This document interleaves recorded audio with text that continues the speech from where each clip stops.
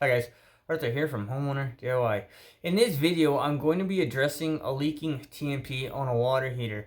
So a TMP is a pressure relief valve. It stands for temperature and pressure. A TMP can leak for a couple different reasons. We will get into that when we look at our setup.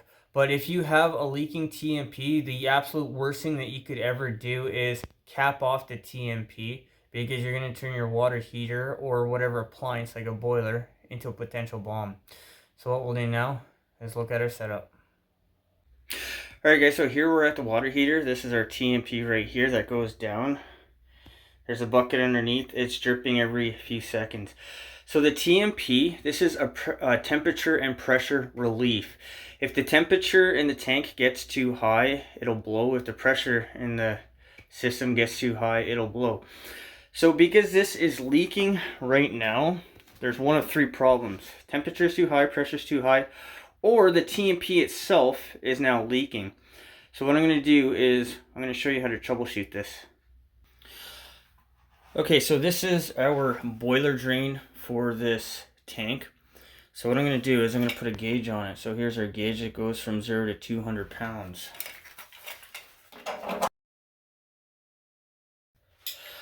Okay, so with the gauge on, I'm going to open the drain. Now, because we're inside the house, this is domestic pressure, so it should be around 65, 70.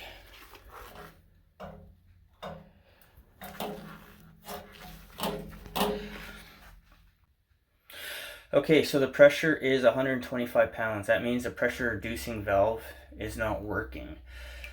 So the first thing to address is the pressure reducing valve before we do anything else. So guys, if you have a leaking TMP, I would suggest this is the first thing to do to troubleshoot before doing anything else. So with that in mind, we'll do material and tools. Alright, this is our materials list. So I have a Watts PRV pressure reducing valve. I think this is virtually an exact replacement.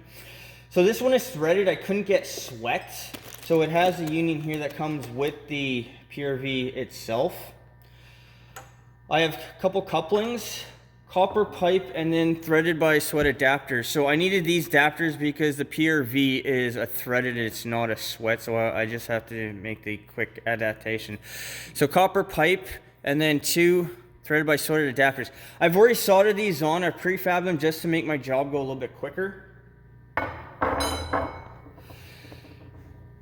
Pipe dope, Teflon tape, solder. This is Aquasol, so it's lead-free solder, and then flux. This is what I believe I need for material on this job. So what we'll do now is the tools list. All right, this is the tools list. So I have my finishing kit in the back. So that has my striker, tube cutters, brushes, whatever else I might need. I have my pouch for hand tools, channel locks, maybe a measuring tape. For safety equipment, earplugs, safety glasses, spray bottle full of water. Because we're using the torch, so let's make sure that we have water on hand. Torch in the back right, and then here I have my cordless kit. As far as I know right now, all I need is the grinder. Guys, this is what I believe I need for tools on this job, so let's get started. Alright, so this is our water main. So this is our main shutoff valve. It comes up into a high pressure hose bib. So this is city side, 125 pounds in this case. This is our PRV, this is domestic side. So the PRV here is no longer working anymore. So I'm going to shut the main water off.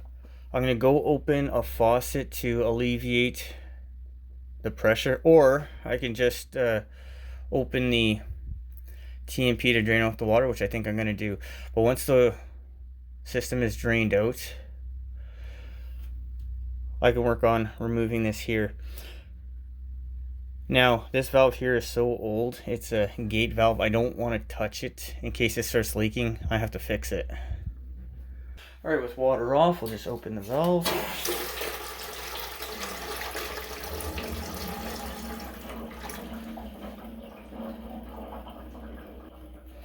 Alright, the bucket is about to be full, so I gotta shut this off. I'm gonna dump out the bucket, as well as I'm gonna go upstairs, open a random faucet, and that's gonna break the airlock upstairs. So that's gonna bring the water down here towards the water heater.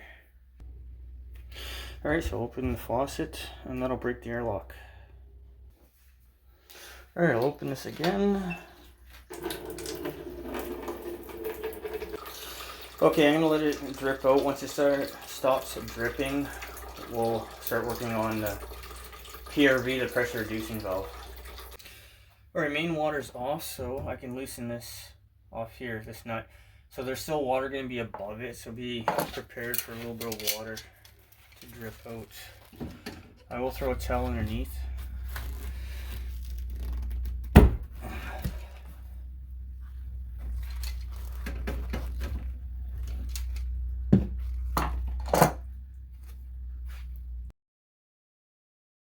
Alright, now that the water's stopped dripping, I can prepare to cut this out. So before I even cut it out, I'm going to take some emery cloth, some sand cloth. I forgot to include this in the material list, but because everything's holding together now, it's easier to clean this off.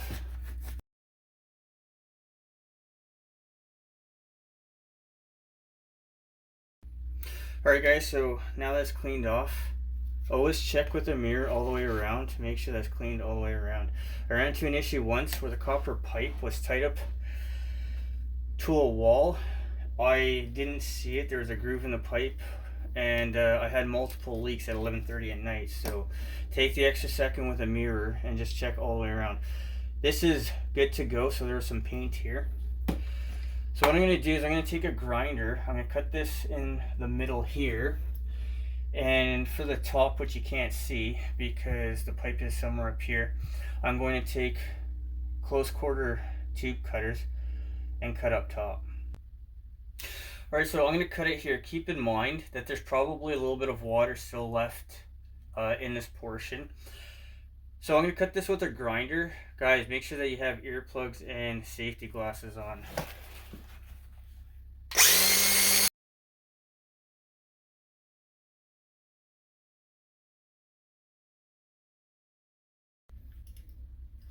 Alright, with the piece cut out, it can be reamed.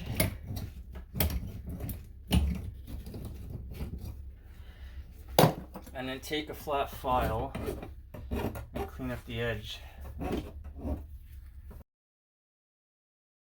Now I'm going to open the valve just slightly, send a little bit of water through to get the shavings out of the pipe. Okay, so with this ready to go, I need to now cut the pipe up top with close quarter cutters. So I'm going to go ahead and do that. I can't film this because it's just too tight. Okay, so the piece of pipe is reamed out, it's been cleaned. Now you do see a line. That's a groove and indentation. So what I'm going to do is I'm going to grab my torch, I'm going to heat up the end, I'm going to hit it with a little bit of flux, and that should clean it out. Once that is done, I'm going to take the emery cloth again and clean it and make sure that this is all good to go before I get ready to solder it in. If you leave something like this, I can virtually guarantee you're going to have a leak, and this is what happened to me at 11:30 at night. Okay, so I've hit the copper pipe with the torch. I put some flux on it. I've hit it with the emery cloth again, so this is now good to go. Guys, I didn't mention this, but before you turn the torch on, make sure that you have a spray bottle on hand, and it might not hurt to give the insulation a bit of a spray as well, but let's not set the house on fire. So with the top all done, now I can get ready to install the new PRV. Alright, so this is our new and old PRV. Like I said, it's virtually the same model, so it's the same dimensions, which is fantastic. So what I'm going to do is I'm going to get the top end in first, and I'm going to figure out how long of a piece that I need to make this work. Alright, so first thing is I'm going to wrap the end with Teflon tape.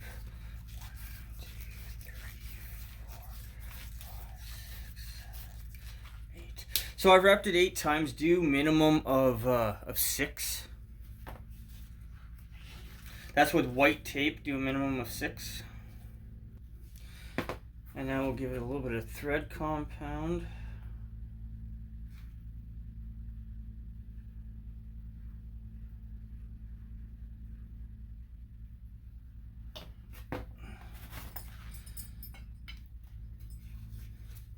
we'll spin the two on.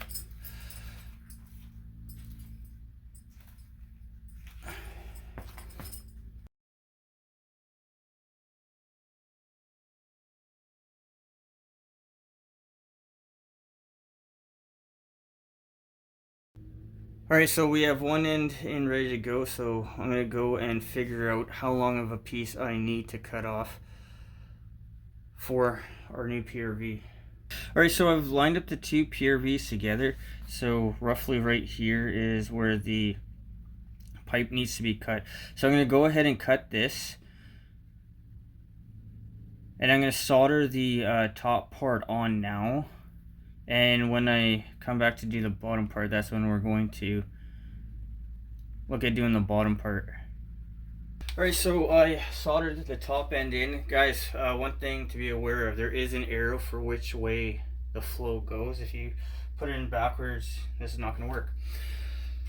So I've put my piece on. This will be for the union that screws onto here. So what I'm going to do is I'm going to hold it up until the two are flush here and here. And then I'm going to make a mark with my thumb. I'll cut this here, and then we'll come back when I'm ready to solder. Alright, so I have my piece, my coupling, all ready to go. They've been cleaned with a brush and emery cloth, so we'll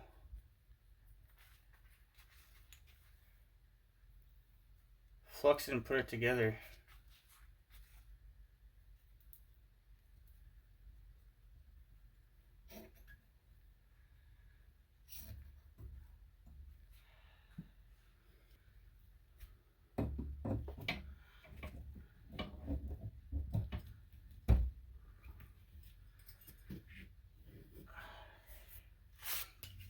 Alright, so now it can be soldered.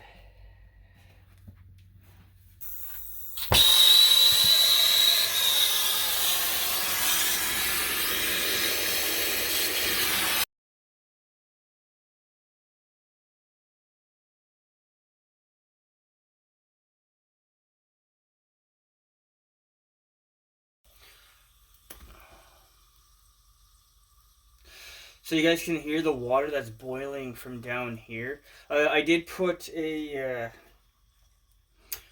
screwdriver in the hole to try to displace it. You're going to boil the water out through the top, but be aware that the closer you're soldering to a vertical piece of pipe where the water's coming out from the bottom, the longer you're going to have to wait to boil the water out. So I don't hear sizzling anymore, which means it's probably now cool enough. So either with a damp rag or a paper towel, wipe it all the way around.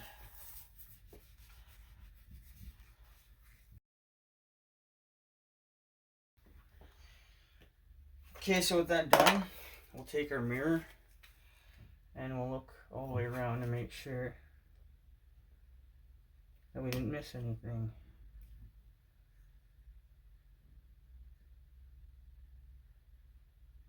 So that looks okay.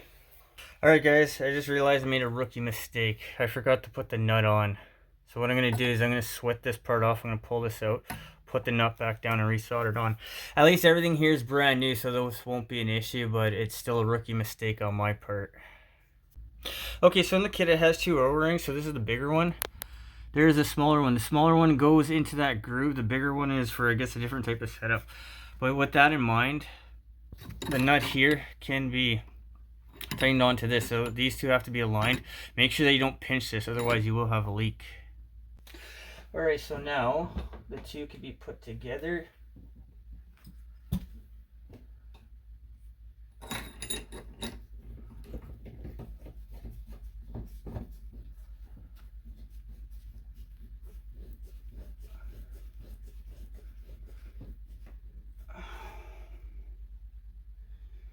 And now channel locks, it can be tightened up.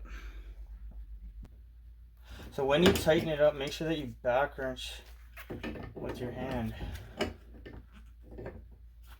So hold this in place, otherwise you can kink the copper or break something. Okay, so when you turn on water, only crack this open a tiny bit to start. Remember, everything here is old. If you fill up your pipes too fast, with linear expansion, you can develop pinhole leaks, and you have to go fix that.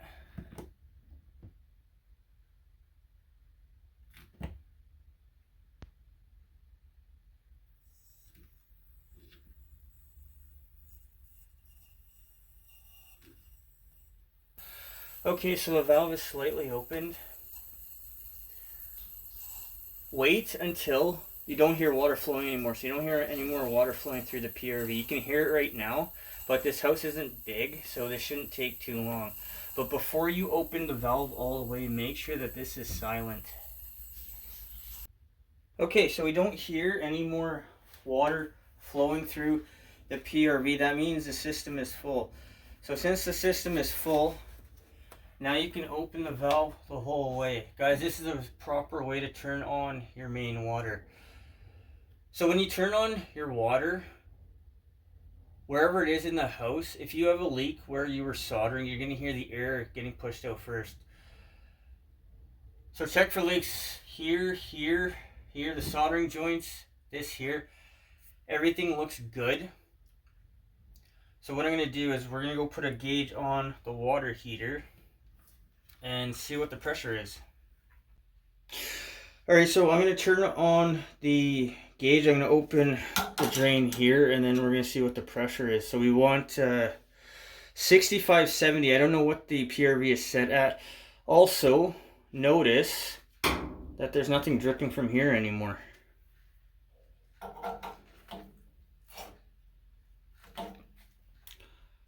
Okay, so we're at 60 pounds on the nose.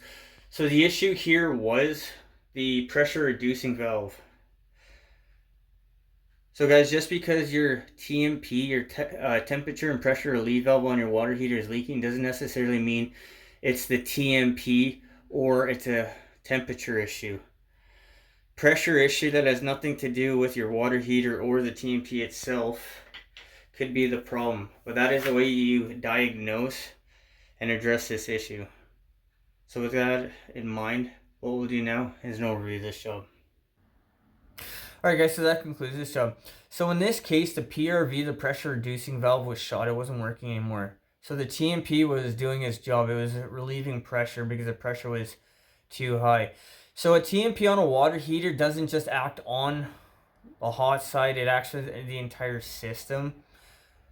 A boiler will be the same thing. If the pressure or temperature gets too high, it's going to dump the water to keep the system safe. The time on the job. The time was about an hour and a half. The only problem I ran into was that I forgot to put the nut on. So this is a rookie mistake on my part, but it's easily to get distracted when you're filming and setting up a camera. So to put this back together, all I did was I heated up the coupling. I sweat off the union portion. I put the nut on. I heated up the coupling. I put the two back together. What I also did was I added a little bit of solder. I act like I am soldering it for the first time.